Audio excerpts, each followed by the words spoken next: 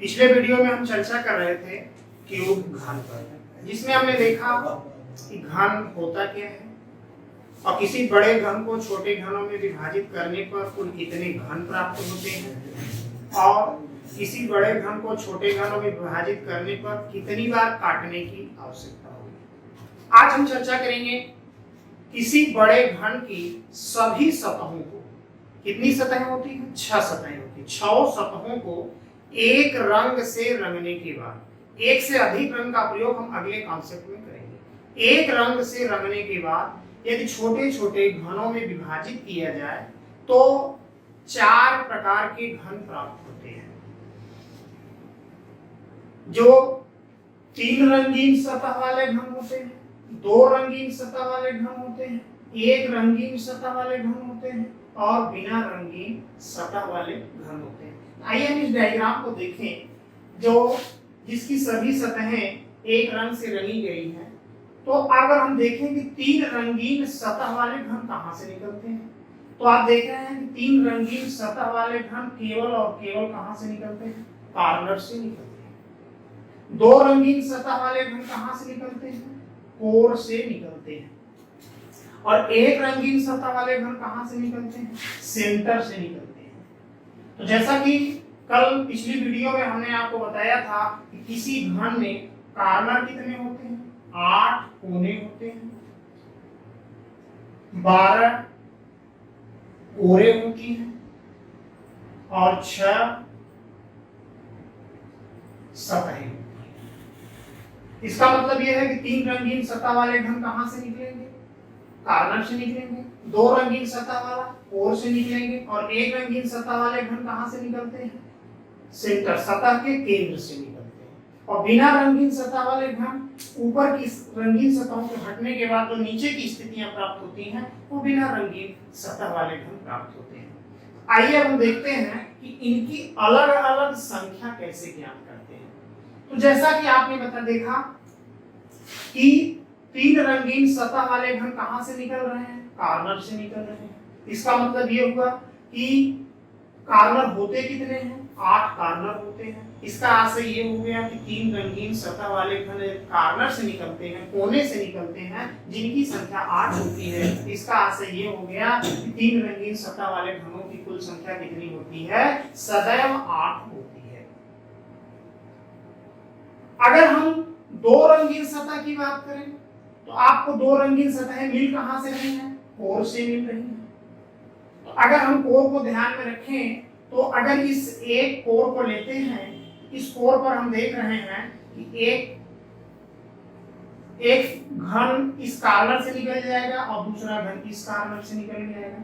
अर्थात अगर इस कोर को हम n भाग में विभाजित करते हैं, इसका आशय ये हुआ कि मध्य में स्थिति बचेगी कितना? अगर n भाग पूरा है, एक इधर निकल जाएगा और एक इधर निकल जाएगा, अर्थात बचेगा कितना? n-2 बचेगा।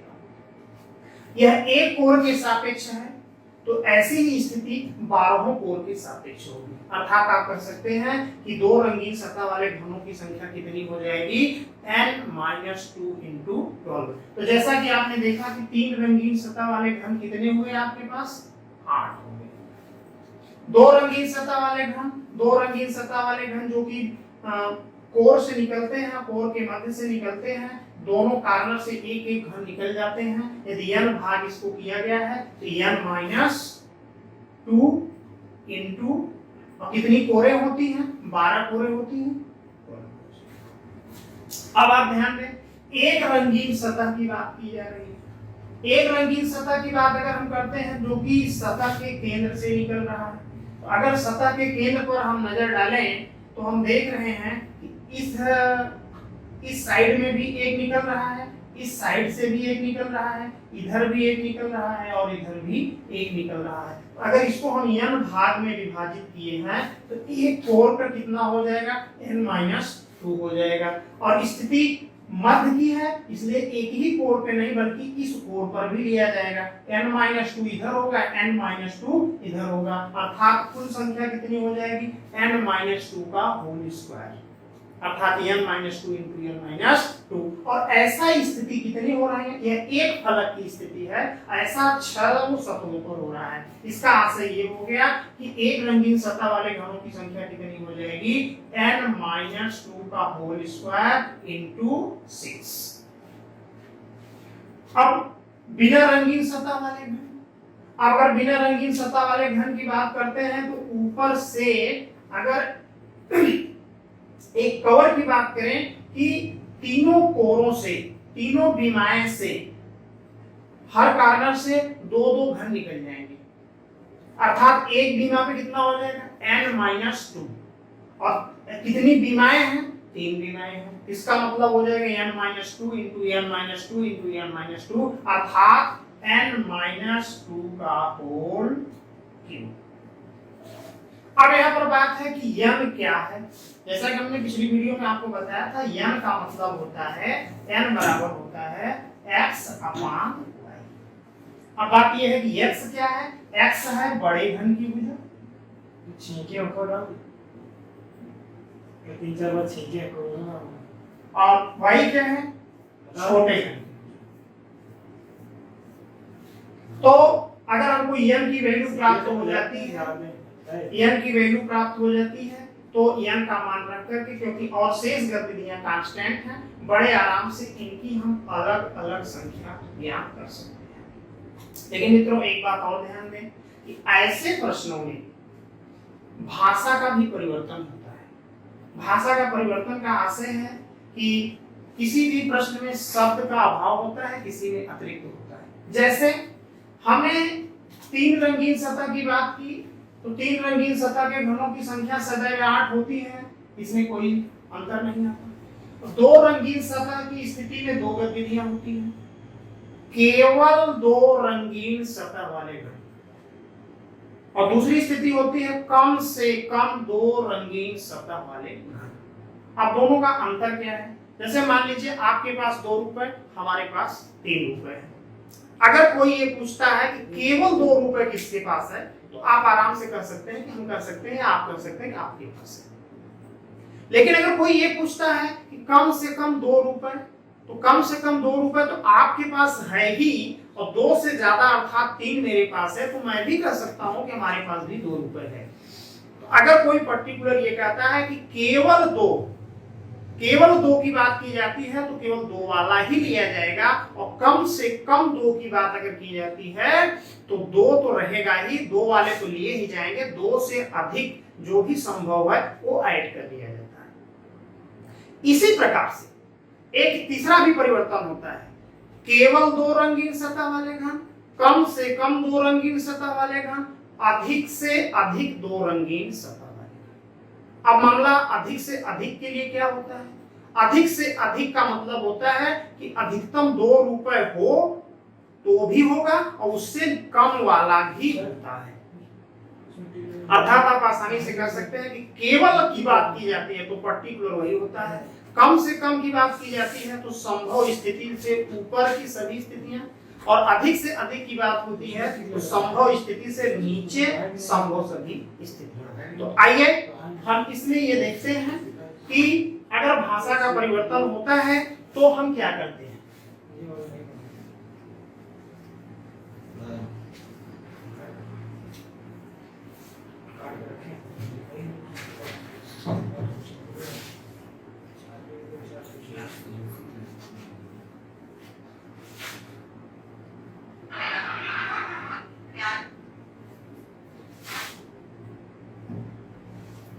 अगर आपसे कोई कहता है 3 रंगीन सतह वाले घनों की कुल संख्या, 3 रंगीन सतह वाले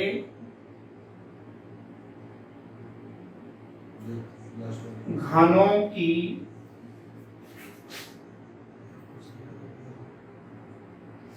कुल संख्या,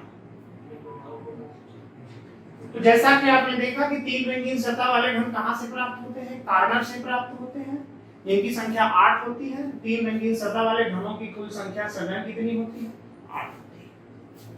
अब दूसरी स्थिति है भाषा परिवर्तन के साथ।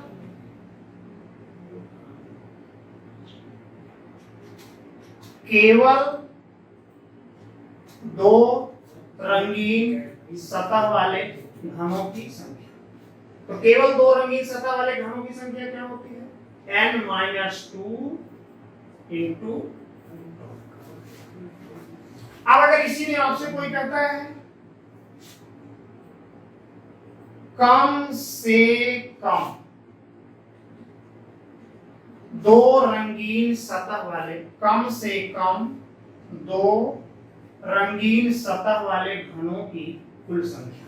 तो जैसा कि हमने आपसे बताया कि अगर कम से कम की बात की जाती है तो दो रंगीन सतह वाले और उससे ऊपर की स्थिति को ही जोड़ दिया जाता है। अर्थात कम से कम दो रंगीन सतह वाले घनों की संख्या क्या हो जाएगी?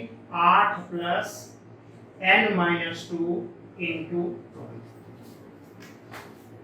इसी प्रकार केवल एक रंगीन सतह वाले घनों की संख्या, तो आपने देखा n-2 का होल स्क्वायर इंटू 6। कम से कम एक रंगीन सतह वाले घनों की संख्या n-2 का होल स्क्वायर इंटू 6। अब अगली स्थिति भाषा के परिवर्तन के साथ, कम से कम एक रंगीन सतह वाले घनों की कुल संख्या। तो जैसा कि आप जानते हैं कम से कम एक रंगीन का मतलब एक तो रहेगा ही, एक से ऊपर अर्थात दो वाले और तीन वाले भी जोड़ दिए जाएंगे, अर्थात हो जाएगा 8 plus n-2 into 12 plus n-2 का होल स्क्वायर इंटू 6।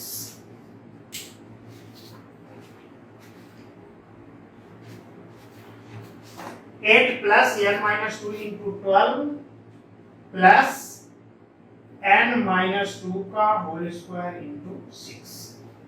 तो आपको इतना ध्यान देना है कि पर्टिकुलर अगर बात की जाती है तब तो आप पर्टिकुलर वैल्यू रखेंगे, अगर भाषा के साथ परिवर्तित होता है तो कम से कम का आशय होता है कि संभव स्थिति के ऊपर, संभव स्थिति के साथ साथ ऊपर की संभव सभी भी स्थितियां।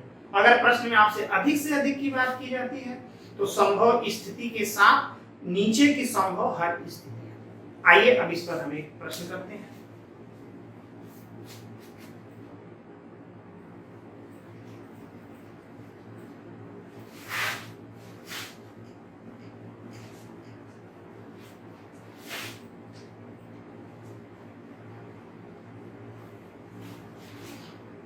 आपका प्रश्न है किसी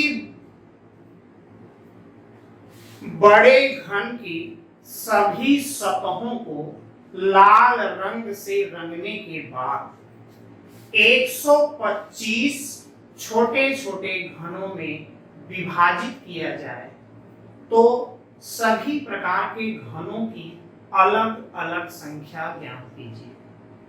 आपके प्रश्न में सभी प्रकार के घनों की संख्या के अलग अलग स्थिति के लिए अलग अलग निर्देशित कर सकता है। तो आपने देखा कि किसी बड़े घन को कितने छोटे छोटे घनों में विभाजित किया जा रहा है? 125, अर्थात यहाँ पर आपकी n क्यूब की वैल्यू कितनी है? 125 है। तो अगर m क्यूब बराबर 125 है तो m का मान कितना हो जाएगा? 5 हो जाएगा। आइए अब इस निर्देश पर जितने भी संभव प्रश्न बनते हैं हम बारी बारी से चर्चा करते हैं। तो पहला प्रश्न आपका होगा तीन रंगीन सतह वाले घनों की संख्या। तीन रंगीन सतह वाले घनों की संख्या, तो जैसा कि आप परिचित हैं कि तीन रंगीन सतह वाले घनों की संख्या निश्चित होती है, वो सतह कितनी होती है? वो 8 होती है। अब दूसरा है केवल दो रंगीन सतह वाले, केवल दो रंगीन सतह वाले घनों की संख्या। तो केवल दो रंगीन सतह वाले घनों की संख्या क्या होती है? n-2 into 12। तो यहाँ पर आप देख रहे हैं कि n की वैल्यू कितनी है? 5 है। अगर हम यहाँ पे n का मान वैल्यू रख देते हैं तो 5 ऋण 2 गुणे 12, तो 5 ऋण 2 3, 12 3 36। आप कह सकते हैं कि केवल दो रंगीन सतह वाले घनों की संख्या कितनी हो जाएगी? 36 हो जाएगी। अब भाषा के आधार पर हम देखते हैं तीसरा, कम से कम दो रंगीन सतह वाले घनों की संख्या। जैसा कि आप परिचित हैं, कम से कम दो का आशय होता है, दो वाला तो रहेगा, उसके ऊपर जो संभव है वो भी है। तो दो वाला कितना है? 36 तो है ही, उसके ऊपर कितना? तीन रंगीन वाला कितना प्राप्त है? 8 प्राप्त है। इस पे आशा कर सकते हैं 36 प्लस 8 कितना हो जाएगा? 44। इसी प्रकार तीन रंगीन हुआ, केवल दो रंगीन हुआ, कम से कम दो रंगीन हुआ। अब आइए हम देखते हैं केवल एक रंगीन सतह वाले घन, केवल एक रंगीन सतह वाले घन। तो जैसा कि आपको सूत्र पता है, केवल एक रंगीन सतह वाले घनों की संख्या होती है n-2 का होल स्क्वायर इंटू 6। n की वैल्यू कितनी है? n की वैल्यू है 5 ऋण 2 का होल स्क्वायर इंटू 6। तो 5 ऋण 2 का मतलब 3, 3 का वर्ग 9, 9 से 6 में मल्टीप्लाई करेंगे कितना आ जाएगा? 54। तो केवल एक रंगीन सतह वाले घनों की संख्या क्या हो जाएगी? 54। अब अगली स्थिति को देखते हैं, कम से कम एक रंगीन सतह वाले घनों की संख्या। आपको पता है कि कम से कम एक रंगीन का आशय होता है, एक वाला तो रहेगा ही, अर्थात 54 तो रहेगा। इसके ऊपर संभव एक के अलावा दो वाले कितने संभव थे? दो की वैल्यू कितनी थी? 36 थी, 36 रख दिए, और तीन की वैल्यू कितनी थी? 8 थी। तो यहाँ पर इसको भी जोड़ देते हैं, तो आपका हो जाएगा 6 4 10 8, 18, 5 3 8 9, 98। तो केवल एक रंगीन सतह वाले घनों की संख्या क्या हो जाएगी? 98। अब अगला प्रश्न, बिना रंगीन सतह वाले घनों की संख्या। बिना रंगीन सतह वाले घनों की संख्या क्या होती है? बिना रंगीन सतह वाले घनों की संख्या होती है n-2 का होल क्यूब। n-2 का होल क्यूब, n का मान कितना है? 5 ऋण 2 का घात 3। तो 5 ऋण 2 का मतलब 3, 3 का क्यूब कितना हो जाएगा? 27। इस तरह से आप कह सकते हैं कि बिना रंगीन सतह वाले घनों की कुल संख्या कितनी होती है? 27 होती है। अच्छा, बिना रंगीन सतह वाले घनों की कुल संख्या यदि आप एग्जाम हॉल में हैं तो कैलकुलेट करने की जरूरत नहीं होगी। क्यों? क्योंकि अगर कम से कम एक रंगीन सतह वाले घनों की संख्या 98 आपको प्राप्त है, तो कुल संख्या अर्थात 125 में से अगर हम 98 को माइनस कर देते हैं तो जो संख्या प्राप्त होती है, कितनी प्राप्त हो रही है? 27 प्राप्त हो रही है। तो आप देख रहे हैं कि कुल घनों की संख्या में से कम एक रंगीन सतह वाले घनों की संख्या घटाने पर बिना रंगीन सतह वाले घनों की संख्या प्राप्त हो जाती है। एग्जाम हॉल में हमको कैलकुलेशन की जरूरत नहीं पड़ेगी, क्योंकि अगर हम इन गतिविधियों से परिचित हैं तो केवल माइनस करके ही अंतिम रूप दे सकते हैं।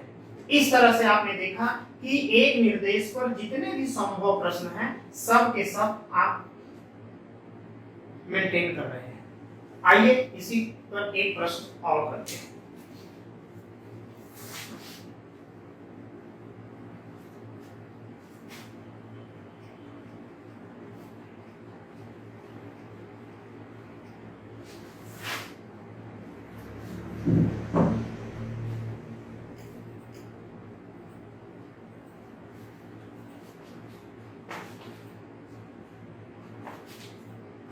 अगला प्रश्न है आपका, 4 सेंटीमीटर भुजा वाले किसी बड़े घन की सभी सतहों को हरे रंग से रंगने के बाद 1 सेंटीमीटर भुजा वाले छोटे छोटे घनों में विभाजित किया जाए तो इतने निर्देश के बाद क्रमशः आपसे सभी संभव प्रश्न कर सकते हैं। तो आप कह सकते हैं कि संभव हर प्रकार के प्रश्नों को का आंसर अलग अलग आपको निकालना है। आपने देखा कि बड़े घन की भुजा दी गई, इसके पहले वाले प्रश्न में घनों की कुल संख्या दी गई थी। जो कि n क्यूब के बराबर होती है। यहाँ पर आपको बड़े घन और छोटे घन की भुजा दी गई है, तो आपको पता है कि n का मान क्या होता है, n बराबर होता है x अपान y, जहाँ पर x क्या है, बड़े घन की भुजा है, y क्या है, छोटे घन की भुजा है। अर्थात आप कह सकते हैं कि 4/1 बराबर कितना हो जाएगा, 4 हो जाएगा। अब n की वैल्यू आपको पता चल गई। अगर n की वैल्यू आपकी पता चल गई है तो आप हर किसी भी जो भी प्रश्न आपसे पूछा जाता है आप उसमें n की मान रख करके अंतिम रूप दे सकते हैं। तो आइए, अगर हम कहें कि 3 रंगीन सतह वाले घनों की संख्या अगर कोई पूछता है तो 3 रंगीन का मतलब कितना होता है, सतह क्या होता है, 8 होता है। केवल 2 की बात करता है, केवल 2 रंगीन सतह वाले घनों की संख्या क्या हो जाएगी, n-2 इंटू 12 होता है। तो आप क्या करेंगे, 4 ऋण 2 गुणित 12, तो कितना हो जाएगा, 24। अब अगर आपसे कहता है कम से कम 2 रंगीन, कम से कम 2 रंगीन, तो क्या हो जाएगा, कम से कम 2 का मतलब होता है 2 वाले और 3 वाले जोड़ देना, तो 24 प्लस 8 कितना हो जाएगा, 32। इसी प्रकार से केवल एक रंगीन सतह वाले घनों की संख्या, केवल एक रंगीन सतह वाले घनों की संख्या क्या सूत्र होता है, n-2 का होल स्क्वायर इंटू 6। तो n की वैल्यू कितनी है, 4 ऋण 2 का होल स्क्वायर इंटू 6। तो 4 ऋण 2, 2 का स्क्वायर 4 इंटू 6 बराबर कितना हो जाएगा, 24। तो केवल एक रंगीन सतह वाले घनों की संख्या कितनी हो गई, 24। अब यहीं पर आपसे कहता है कि कम से कम एक रंगीन सतह वाले घनों की संख्या, जैसा का परिचित है, कम से कम एक का मतलब एक के साथ साथ ऊपर संभव, एक वाला कितना है, 24 है, 2 वाला कितना है, 24 है, और 3 वाला कितना है, 8 है। तो कितना हो जाएगा, 24, 48 और 8 कितना हो जाएगा, 56 हो जाएगा। तो जैसे आपसे कम से कम एक रंगीन की वैल्यू कितनी आ गई, 56 आ गई। अब अगर आपको बिना रंगीन सतह वाले घनों की संख्या निकालना है, तो जैसा कि हमने आपसे बताया कि अगर कुल मान ज्ञात है तो इसको घटा दीजिए। यहाँ पे कुल मान तो ज्ञात नहीं लेकिन निकाल भी सकते हैं। कुल मान का मतलब हो जाएगा 4 का क्यूब 64 माइनस 56 कितना आ जाएगा, 8 आ जाएगा। अगर नहीं है तो आप सूत्र भी रख सकते हैं, क्योंकि होता है n-2 का होल क्यूब। n की वैल्यू कितनी है, 4 ऋण 2 का होल क्यूब। तो 4 ऋण 2 मतलब 2 का क्यूब कितना हो जाएगा, 8 हो जाएगा। तो मित्रों, इस तरह से आपने देखा कि किसी बड़े घन की सभी सतहों को किसी एक विशेष रंग से रंगने के बाद छोटे छोटे घनों में विभाजित किया जाता है। तो मुख्यतः 4 प्रकार के घन प्राप्त होते हैं, जिनको आपने नाम दिया 3 रंगीन, 2 रंगीन, 1 रंगीन और बिना रंगीन सतह वाले घन। इसी के साथ भाषा का परिवर्तन भी होता है, तो भाषा के परिवर्तन को भी ध्यान में रख करके आप अंतिम रूप दे सकते हैं। तो इस तरह से सभी सतहों को रंगने की स्थिति का कॉन्सेप्ट आप इन सूत्रों के माध्यम से बड़े आसानी से कर सकते हैं। लेकिन हमारे सामने अगली समस्या ये आ जाती है कि यहाँ पर तो हमने सभी सतहों को रंगा हुआ है, यदि हम सभी सतहों को न रंगे, कुछ को रंगे कुछ को छोड़ दें, और जो रंगे भी तो उसमें एक से अधिक रंग का प्रयोग करें, तो इस तरह के कॉन्सेप्ट को कि जिसमें किसी बड़े घन की कुछ सतहें रंगी गई हों और कुछ छोड़ दी गए हैं, और रंगी गई में भी एक से अधिक रंग का प्रयोग किया गया हो, ऐसे कॉन्सेप्ट को हम अगले वीडियो में देखते हैं।